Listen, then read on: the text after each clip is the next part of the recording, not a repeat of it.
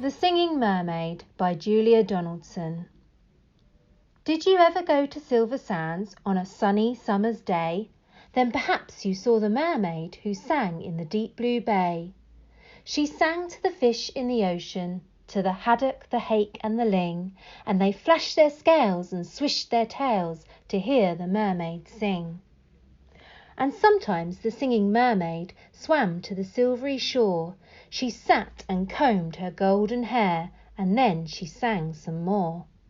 She sang to the cockles and mussels, she sang to the birds on the wing, and the seashells clapped and the seagulls flapped to hear the mermaid sing. When Sam Sly's circus came to town, Sam took a stroll by the sea.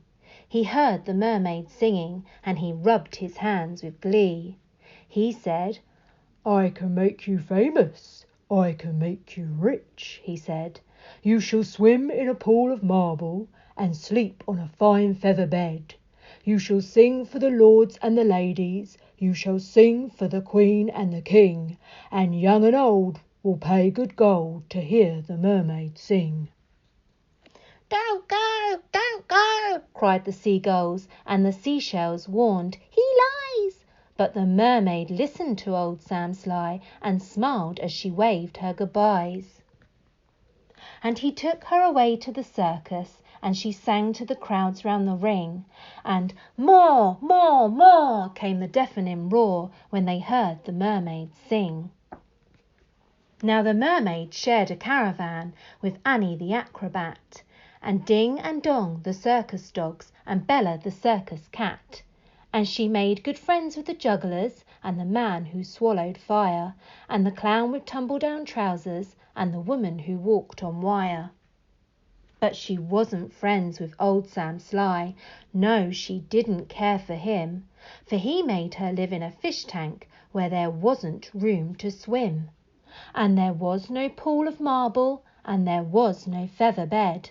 And when she begged him, "Set me free," he laughed and shook his head.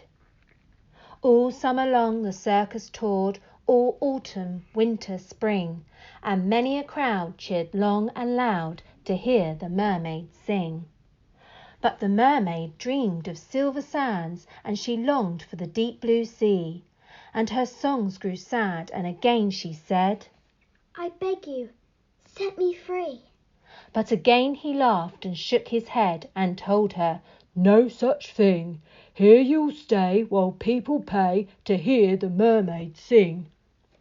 At Silver Sands a seagull was flying to his nest, when on the breeze he heard a song, the song which he loved the best.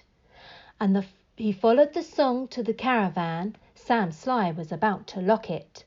The seagull watched as he turned the key and slipped it inside his pocket. The seagull waited till Sam had gone, then he perched on the window sill, and tap, tap, tap at the window he tapped with his yellow bill. Come back to Silver Sands, it's only a mile away. I can find the key and set you free if you come back home to the bay." "Escape," barked the dogs. "Escape," meowed the cat. But the mermaid sighed. "I'd fail, for how could I walk to Silver Sands when I only have a tail?" "Like this," cried Annie the acrobat, and she stood upon her hands. "This is the way, the only way to get to Silver Sands. Right hand, left hand, tail up high. There's really nothing to it. If I give you lessons every night, you'll soon learn how to do it." Next week, while Sam was snoring, the seagull stole the key. He carried it off to the caravan and set the mermaid free. And he flew ahead to guide her as she walked upon her hands, all along the moonlit road that led to Silver Sands. And the creatures on the seashore and the fish beneath the foam jumped and splashed and danced with joy to have their mermaid home. And she sang to the cockles and mussels, she sang to the birds on the wing, and the seashells clapped and the seagulls flapped to hear the mermaid sing. And if you go down to Silver Sands and swim in the Bay of Blue, perhaps you'll see the mermaid and perhaps she'll sing for you.